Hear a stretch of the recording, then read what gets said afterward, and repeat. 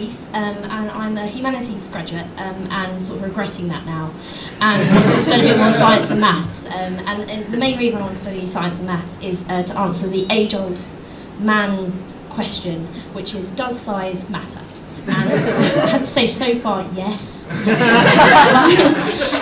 So anyway, I've got I'm holding the mic in the wrong hand for this to work. Sorry. So I've got a quick maths joke just to check we're on the same level. That's comedically, not mathematically, because I'm not trained.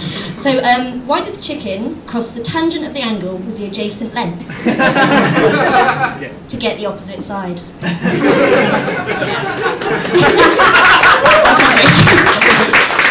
Okay, so humans are quite bad at understanding the sort of bigger things than them. We're really bad at scale. Just generally, we can't deal with things bigger than ourselves. The economic system, the continued fame of Jedward, anything larger than us. But Carl Sagan had a really good idea, which was to try and compact the history of the universe into 1 year. That was his idea, not mine.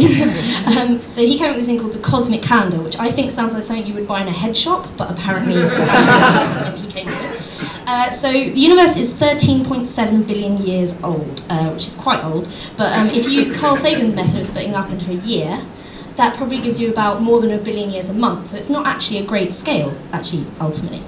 So one problem with that is that if you do the Big Bang being the 1st of January and 31st of December being now, you don't even get the Milky Way being created until May, which is quite late, and then the Earth forms in September about now.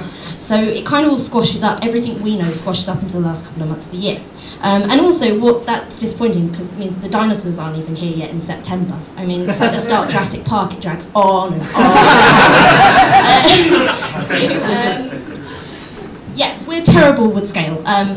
At any point after the 31st of October, we kind of think Christmas is just around the corner, but on a Monday morning, Friday afternoon seems like the furthest point in time we're standing. So to demonstrate that, I'm going to try and teach you a little bit about something called the attosecond. Now, the attosecond is a measurement of time. It's the amount of time it takes light to travel 3 hydrogen atoms' length. So it's quite quick. There are a quintillion attoseconds in 1 second, so it takes a quintillion attoseconds to say attosecond.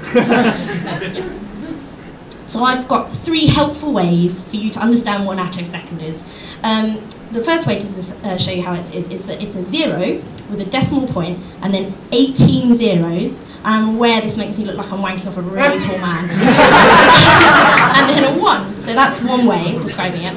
Another way to think of an attosecond is that it's the billionth of a second. That's very small and not even enough time to dismiss anything a creationist has ever said.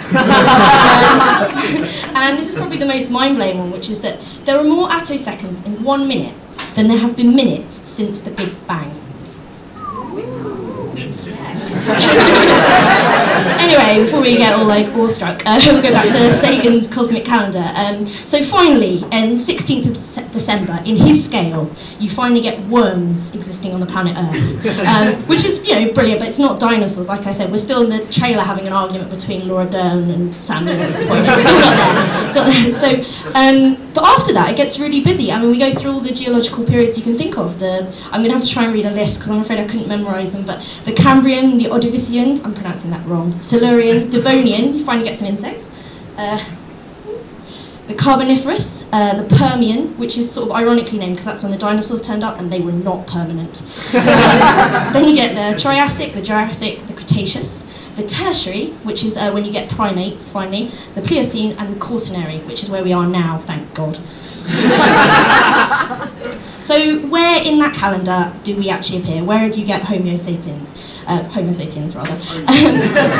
Well, we turn up at 31st December, the very last day of the calendar, at around 10:30 p.m. We're very, very late to the party, that's all I can say.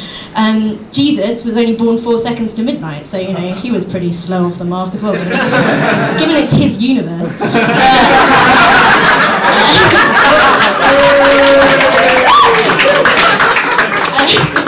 So what I'm trying to say, and this is kind of the point of my talk, is that our 75 trifling years on this planet are but a speck of nothing on a grain of nothing, floating on a mote of nothing, on the pin of a head made of nothing.